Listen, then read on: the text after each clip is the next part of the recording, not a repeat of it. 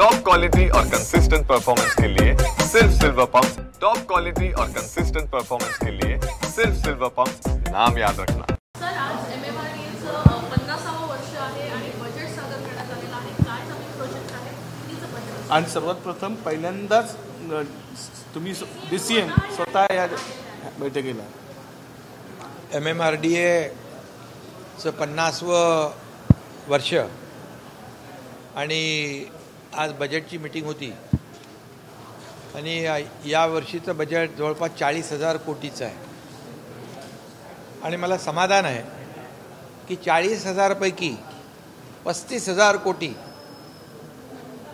एवढी मोठी तरतूद फक्त आणि फक्त इन्फ्रास्ट्रक्चरवर आहे आणि जो आस्थापना खर्च आहे तो अतिशय कमी आहे, नॉमिनल 250 कोटी आणि बाकी जे आहे ते कर्ज, व्याज, त्याचा परतावा यामध्ये खर्च होणार आहे आणि म्हणून MMRDA ही मुंबई MMRमध्ये काम करणारी मोठी संस्था आहे आणि या संस्थेच्या माध्यमातून मेट्रोची मोठी कामं सुरू आहेत। या वर्षीचं टार्गेट जे आहे ते मेट्रो आणि रस्ते याला आपण प्राधान्य दिलेलं आहे आणि मेट्रो आणि यावर्षी मेट्रो 20 किलोमीटर कार्यान्वित होईल अशा प्रकारचं आमचं टार्गेट आहे। त्याचबरोबर फेज वाईज आपण मेट्रोला पुढे नेतोय।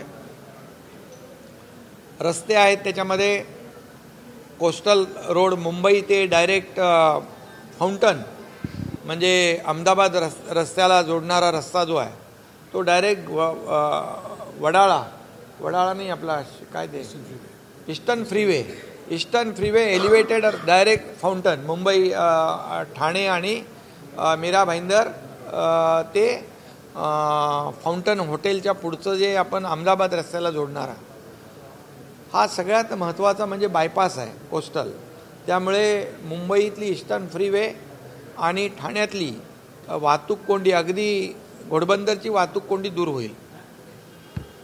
त्याचबरोबर ठाणे बोरिवली टनेल जे अंतर 2 तासाचं ते केवळ 10 ते 15 मिनिटावर येईल, त्याचंही काम सुरू झालेलं आहे। त्याचबरोबर ऑरेंज गेट जो आहे मुंबईतला तो आपण करतोय,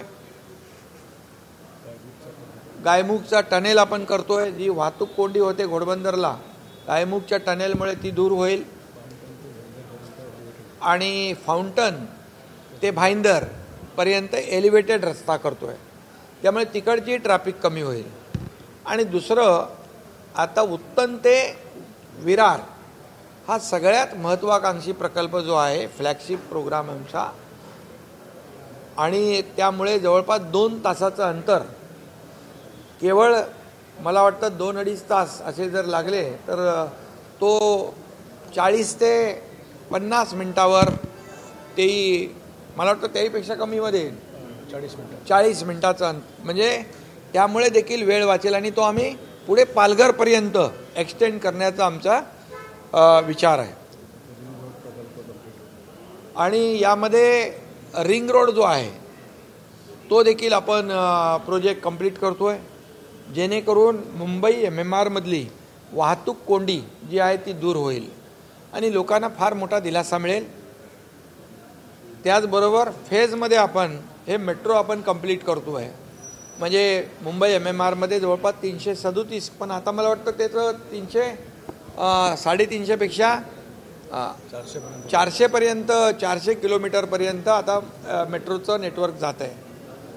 जसं आपण मुंबई MMR पुढे मीरा भाईंदर पर्यंत जातोय, अगदी उत्तनपासून विरारपर्यंत सीलिंग नेतोय, तसं मेट्रो देखील ठाणे भिवंडीमध्ये आपण मेट्रो टनेल करतोय, अंडरग्राऊंड करतोय आणि जो मोठा कल्याण पश्चिम हा भाग सुटला होता तो देखील याच्यामध्ये आम्ही कव्हर करतोय आणि त्यामुळे भिवंडी, कल्याण, उल्हासनगर, अंबरनाथ आणि इकडे बदलापूरपर्यंत असं एकंदरीत आणि आपण तळोजाला पण येतोय, तळोजाला येतोय। अशा प्रकारे पूर्णपणे एक मोठं मेट्रोचं नेटवर्क तयार होतं आहे. म्हणजे एंड टू एंड कनेक्टिव्हिटी जी आहे, लास्ट माईल कनेक्टिव्हिटी लोकांना देण्याचा प्रयत्न MMRDAच्या माध्यमातून होतो आहे. आणि म्हणून आजची बैठक महत्त्वाची होती. MMRD त्याचबरोबर सूर्या प्रकल्प जो पाणी पुरवठा योजना आहे ती देखील कार्यान्वित झाली आहे आणि त्याला आपल्याला राष्ट्रीय पुरस्कार देखील मिळाला आहे. देरजी प्रकल्प आपला पुढे जातो आहे. त्यामुळे वसई विरार, मीरा भाईंदर आणि ठाणे घोडबंदर या सगळ्या भागाचं पाणीचं जी ताण आहे ती भागणार आहे.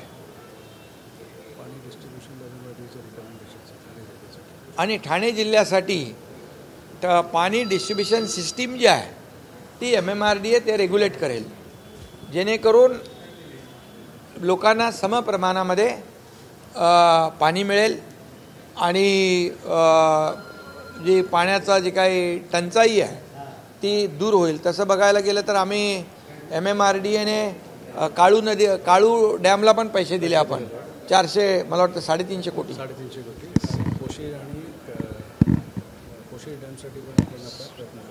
काळू डॅमसाठी 350 कोटी आपण फॉरेस्टचे पैसे भरायला तेही दिलेत.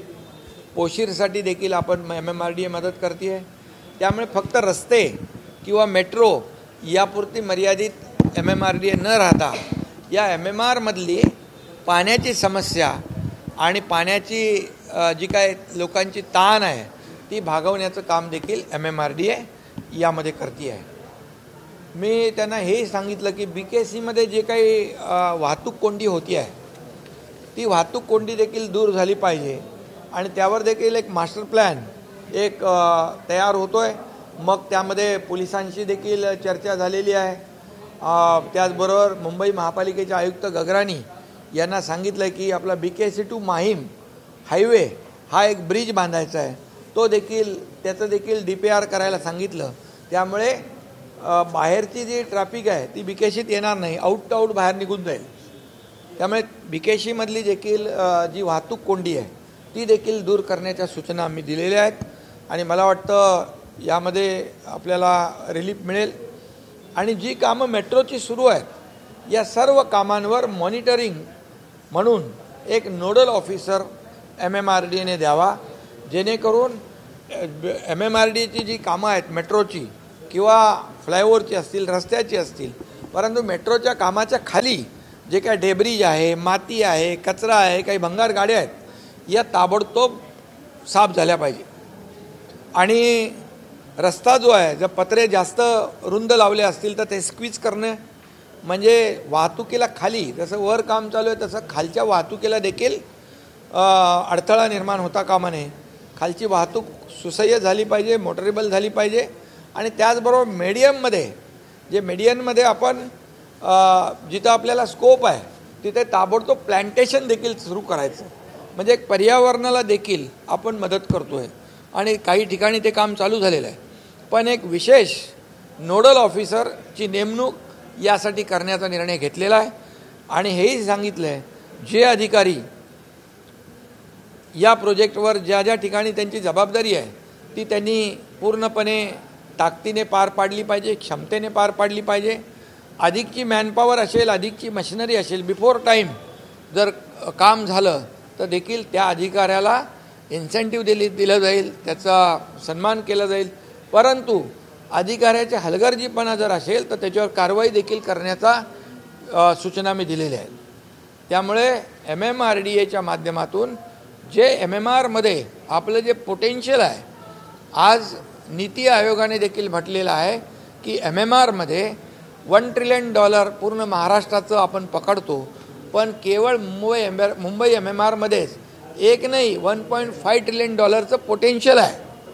त्यामुळे या पोटेन्शियलचा फायदा करून MMRDAच्या माध्यमातून मोठ्या प्रमाणावर आम्ही या ठिकाणी पुढे जातो आहे. MMRDA पुन्हा अटल सेतूच्या पलीकडे तिथे देखील प्लॅनिंग अथॉरिटी झालेली आहे आणि आपण ते NDTA केलं ना तिकडे, न्यू टाउन डेव्हलपमेंट अथॉरिटी केलेली न्यू टाउन डेव्हलपमेंट अथॉरिटी केलेली आहे.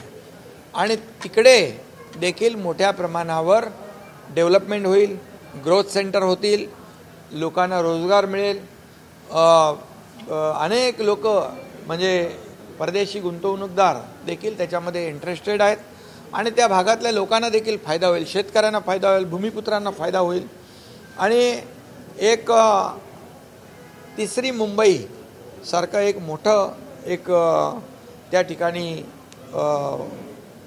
त्याचं निर्माण होईल आणि त्याचा बेनिफिट जो आहे, आता आपण जसं सिडको एअरपोर्ट करते आहे, अटल सेतू MMRDने केला आहे, आता अटल सेतूमुळे मुंबई आणि नवी मुंबई आणि रायगड अगदी जवळ आलेला आहे, याचा बेनिफिट लोकांना झाला पाहिजे. अशा प्रकारचे अनेक निर्णय, मी डिटेलमध्ये जात नाही, खूप मोठ्या प्रमाणावर MMRDA काम करते आहे आणि आजचं हे जे बजेट आहे या बजेटमध्ये 35,000 कोटी 40,000 पैकी फक्त इन्फ्रास्ट्रक्चरवर खर्च करणारी ही पहिली संस्था आहे. कारण ज्या राज्यामध्ये इन्फ्रा प्रोजेक्ट जास्त मोठ्या प्रमाणावर आपण करतो त्या राज्याची प्रगती जोरात होत असते. कारण बाकी मग टॅक्सेशन, GST, अमकं तमकं, अलाइड इंडस्ट्रीज सगळ्या ज्या काही त्याच्यावर डिपेंड असतात त्यांना देखील चालना मिळते. आणि म्हणून आजचं एक बैठक जी आहे हे अतिशय महत्त्वाची होती.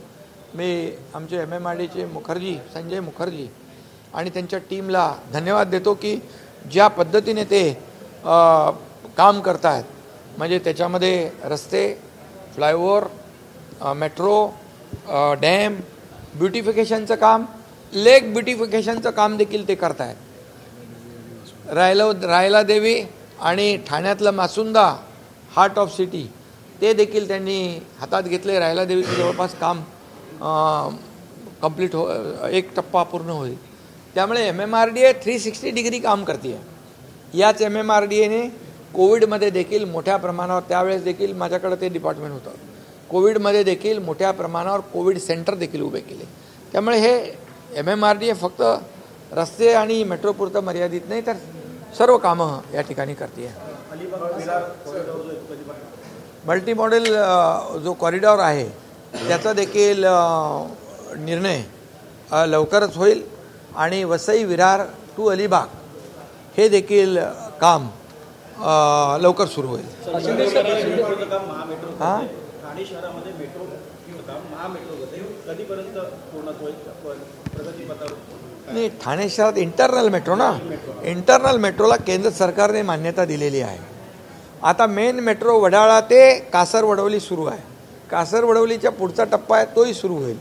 पण या सर्व ठाणे शहराला अंतर्गत जोडणारा एक इंटरनल मेट्रो आहे, तर तो महामेट्रो करतोय आणि त्याला देखील लवकरच चालना मिळेल.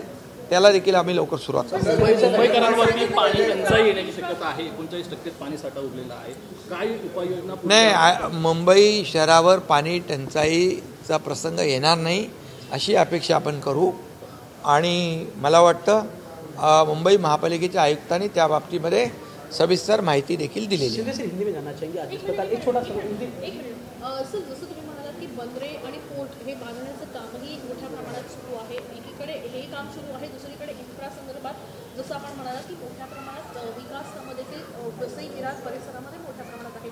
कधीपर्यंत हे होण्याची शक्यता आहे? कशा पद्धतीचं असेल? नाही, आता काही कामं तर पूर्णत्वाच्या लेवलला आहेत, काही कामं फेजमध्ये सुरू होतील. आता यावर्षी आम्ही 20 किलोमीटर मेट्रो कार्यान्वित करतो आहे आणि दुसऱ्या वर्षी आम्ही 50 किलोमीटर कार्यान्वित करतो आहे आणि त्याच्यानंतर मग मला वाटतं थर्ड फेजमध्ये कंप्लीट मेट्रो नेटवर्क कंप्लीट होईल.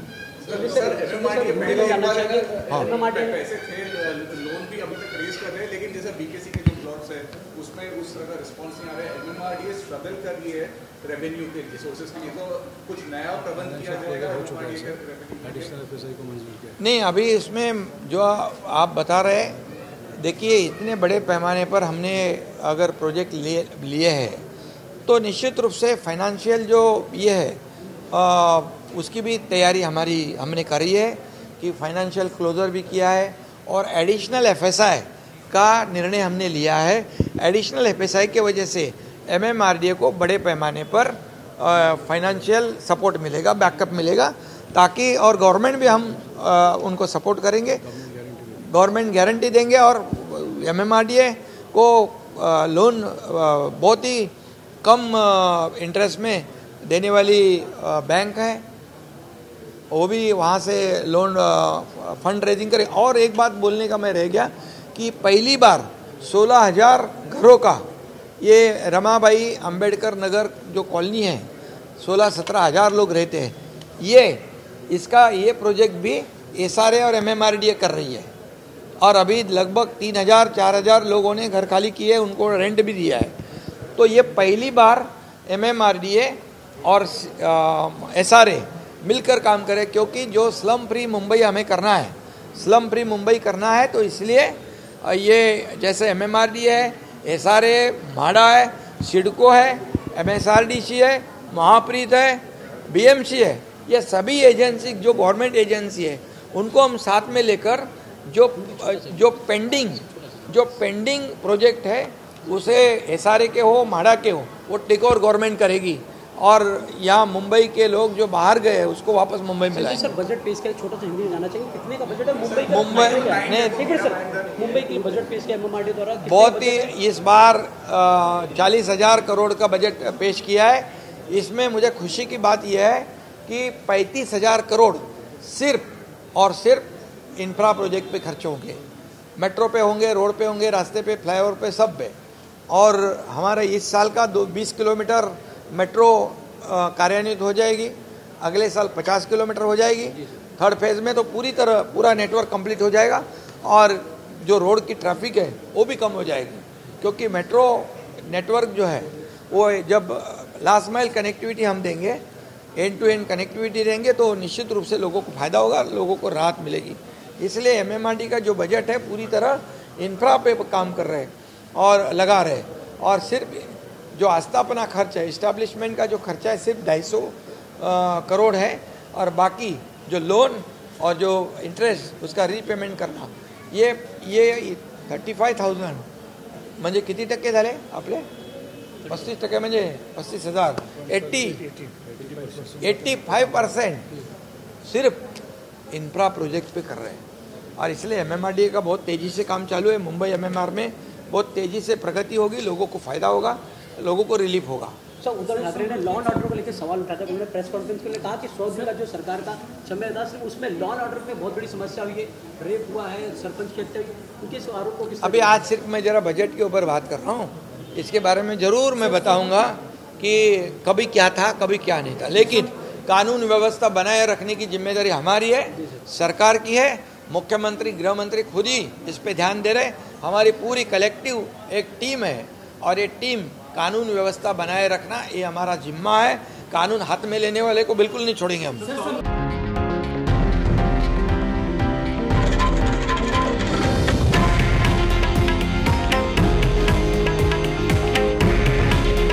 हे आहे देशातील नंबर 1 न्यूज नेटवर्क आणि आपण पाहत आहात TV9 मराठी। काळजी तुमची, हित महाराष्ट्राचं।